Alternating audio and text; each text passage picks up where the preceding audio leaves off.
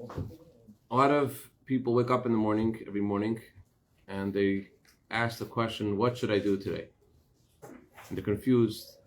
They want to make a decision. Should I do this? Should I do that? And a lot of people suffer because of financial challenges. I don't know which way to turn, which way to go. And it seems this is the opposite of what it says in the Torah.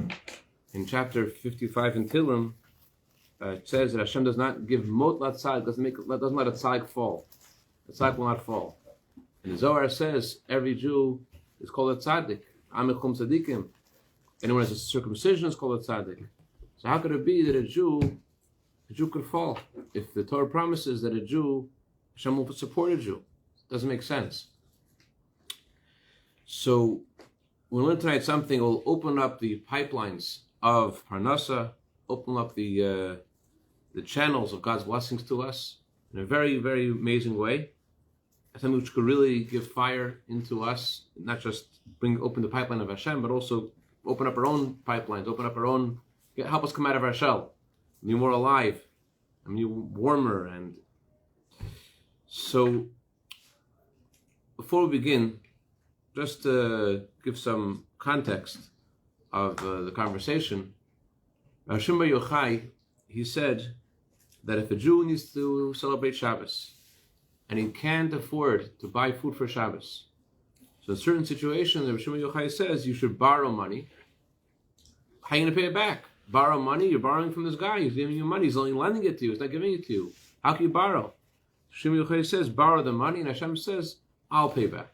I'll pay back. And it's not just about Shabbos. It's also about education.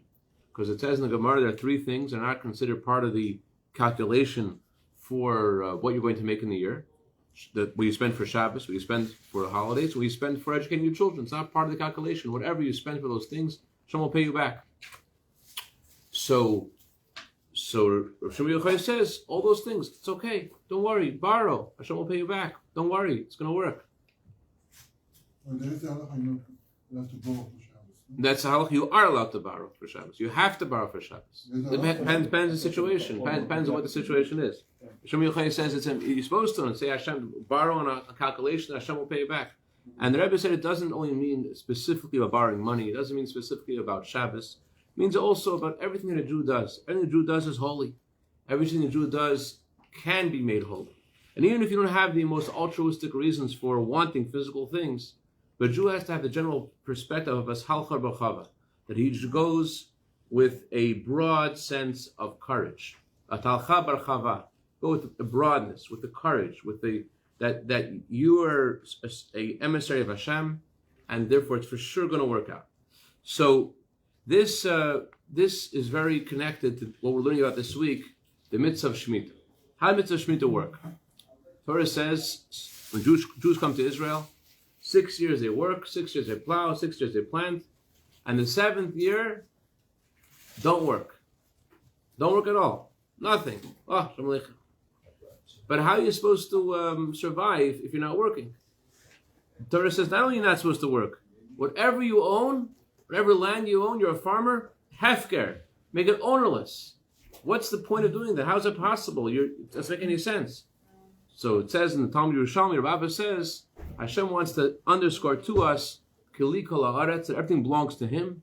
And this is something that Sam Sofer says, ooh, Rabbi Eldad is here. It's like the good old days, the OG farbrengen with the French fries. Yeah, French fries. I only have Yosef, that's right. So Sam Sofer says, you see Hashem's signature in this week's Torah portion. Hashem says, how can any human being say this? Don't work for a year, it's going to work out. How can any human being say that? Only say that if you know. You can't say that if you don't know. So Hashem says it because He knows. Yes, you keep the Shemitah, you don't work for a year, and it's going to work out. And we see amazing stories of people who, even though today the mitzvah of Shemitah, there are many heterim, many loopholes of halachic loopholes. Maybe you don't have to keep it in this way and that way. But people who are very careful to keep the mitzvah of Shemitah, we see amazing blessings that they have in a miraculous way. They don't work in the 6th year. How does it work? Torah says, Hashem says, if you will ask, what will I eat in the 7th year? I haven't plowed and I haven't planted.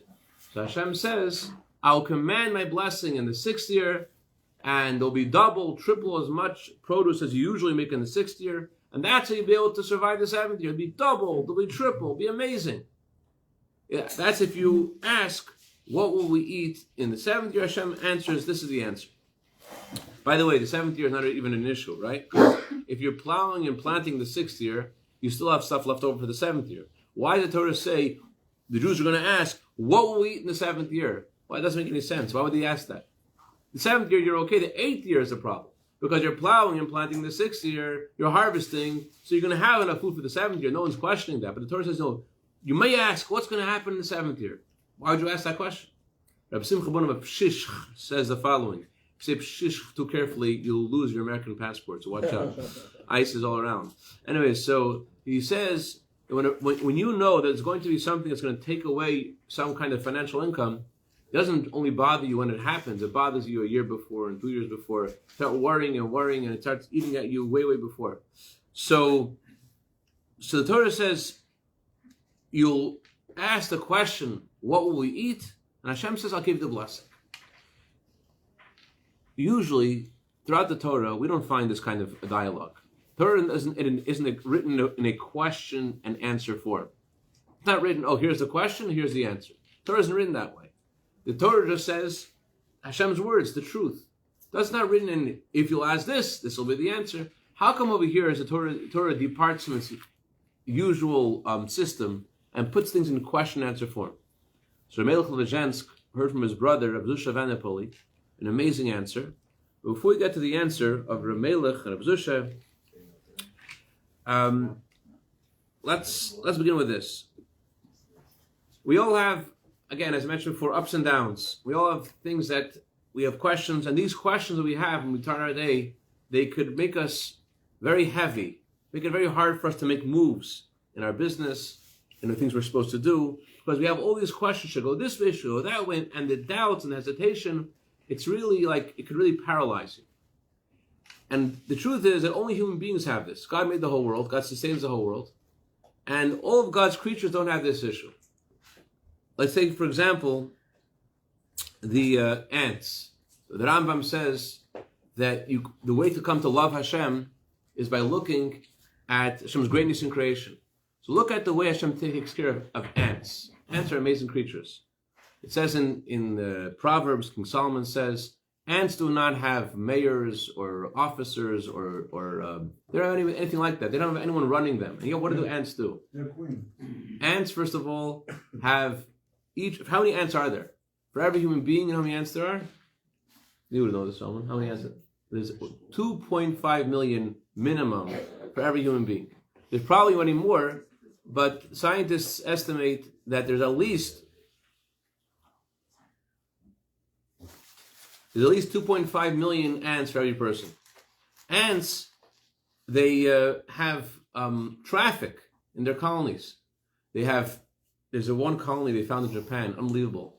It's 306 million ants, and they all are, they work together. They never went to have a course in teamwork and management. They work with incredible alacrity. They work together. They're very honest. The Midrash says a story about one ant that had a morsel of bread, and he dropped the piece of bread, and no other ant would touch the piece of bread. Why? Because they're so honest. They had the scent of one ant that belongs to him. So they have this alacrity, they have this honesty, and they work together. They all work together, and they build these huge homes. I mean, this particular colony, think about proportionally how big that is. It is 306 million ants, and they had 45 queens. You know what that is? America has 320 million people, and there's 20,000 cities. So this is one colony of ants has something proportionate to America, and they don't have the 20,000 cities. And they all work together, and it's amazing. And they also work very intelligently. The ants, they create big homes. They have homes, as I mentioned, they create palaces.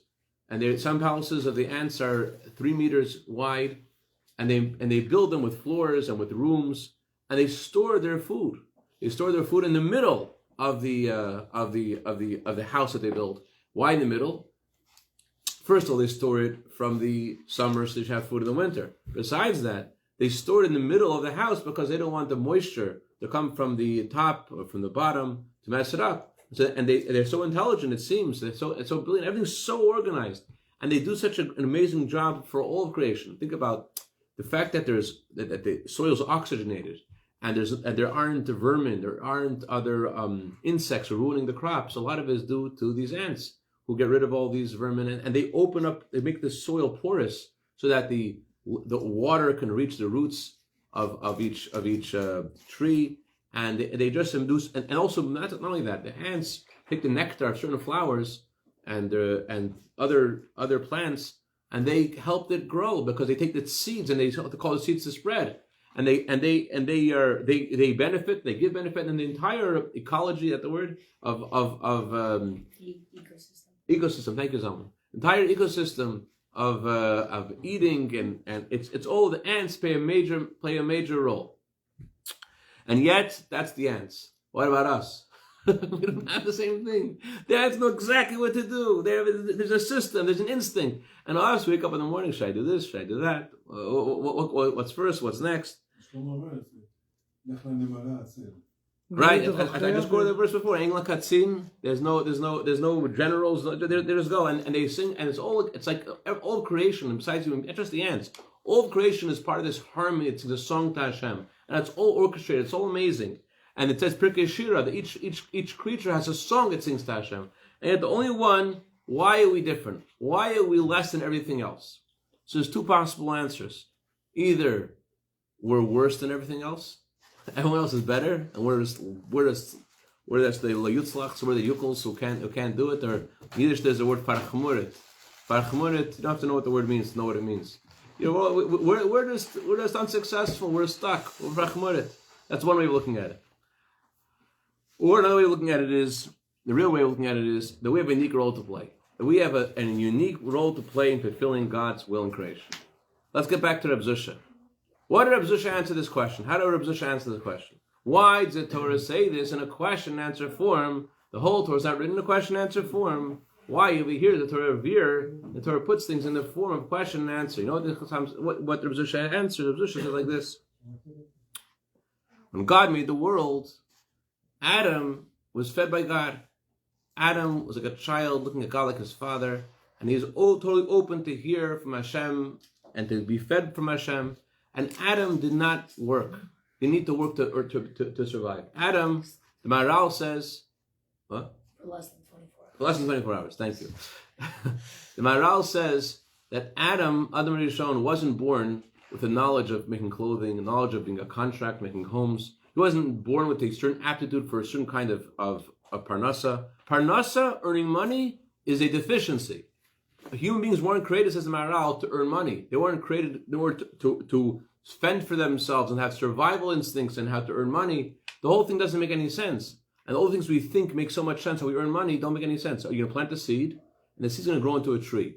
How about you take a Rolex and plant the Rolex in the soil and watch the Rolex grow into a tree of Rolexes? I mean, it doesn't make any sense.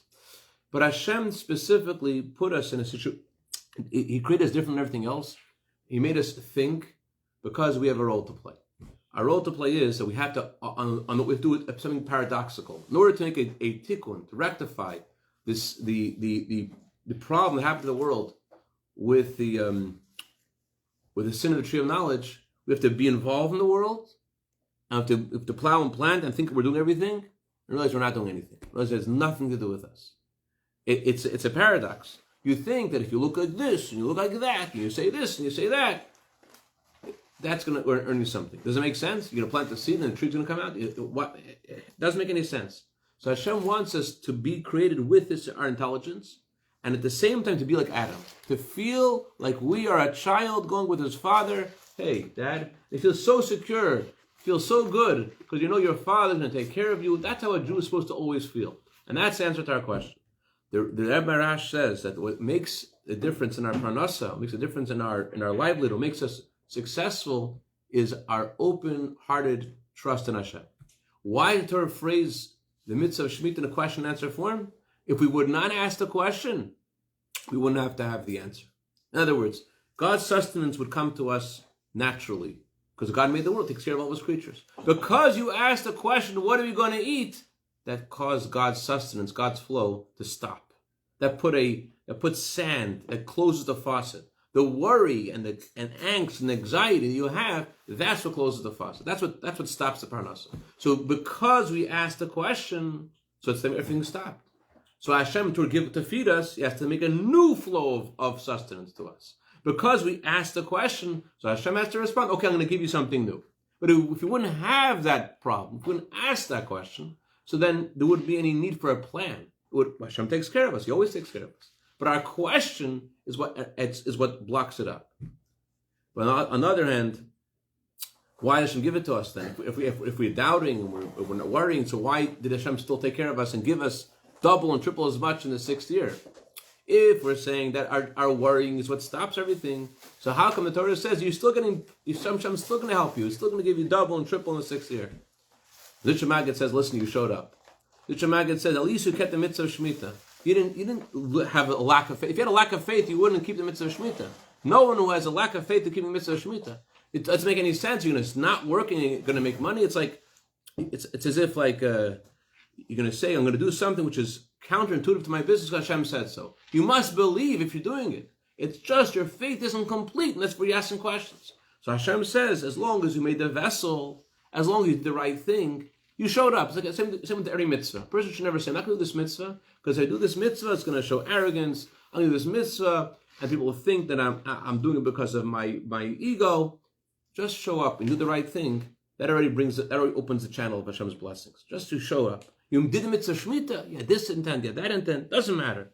As long as you showed up to do the mitzvah Shemitah, that already shows you trusted Hashem somewhat. And the fact you didn't trust Hashem completely means that Hashem has to make a new flow of energy. On the other hand, He'll still give it to you because you did something. You trusted in Hashem enough to stop working on Shemitah. In a similar way in ourselves, we have to show up and open ourselves up to Hashem's blessings by letting go of the anxiety, letting go of the frustration. It's so counterintuitive, but the less we worry, the less we concerned, the more wider God's sustenance is, the wider the pipe of blessing is. The more we worry, the more we're closing the faucet. The less can come down and the slower it comes down. The more we trust and we're happy, the faster it comes down, the more that comes down. So the Chassam Sofer actually says an interesting thing. I'll conclude with this. Chassam Sofer says, Hashem commands a blessing for us. What year? Which year gets the extra blessing? You remember? Nodavu, huh? The 6th year. Why not the 7th year? Why doesn't Hashem just make the 7th? If the whole point is to show us that it's not us who earns everything, it's Hashem takes care of us. So why not make a big blessing in the 7th year? And it'll be so clear to everybody, it doesn't do it with you, Hashem did it. So Chassam Sofer says Hashem wants us to have the full blessing. The full blessing is when you have some involvement in it. If Hashem just give it to you for free without you making any effort, so then you wouldn't appreciate it. What makes us appreciate the blessings of Hashem is the fact, on the one hand, we're plowing and planting. On the other hand, we see clearly that it's not commensurate to our efforts. So bottom line, my dear friends, bottom line is that the Rebbe says it's our thinking good, which you see yourself. When you think good, you're filled with energy, you're animated, you're ready to go. And besides that, you open up Hashem's blessing. There's two things. It's synergistic. Number one is when you think good and you feel good, you're excited to go do what you need to do. And number two, things flow. Things flow because your simcha, your happiness causes happiness from Hashem, causes Hashem's kindness to come. As Baal Shem Tov says, Hashem wants those who await Hashem's kindness. By thinking about God's kindness, that brings God's kindness. You're thinking Hashem's chesed is going to come, that itself causes Hashem's chesed to come.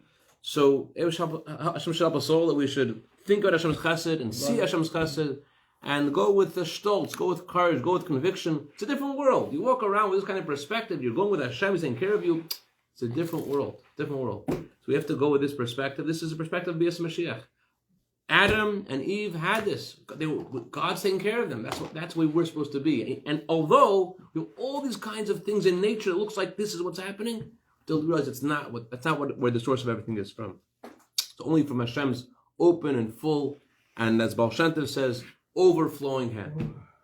Any question or comments? All right, Chazak Baruch.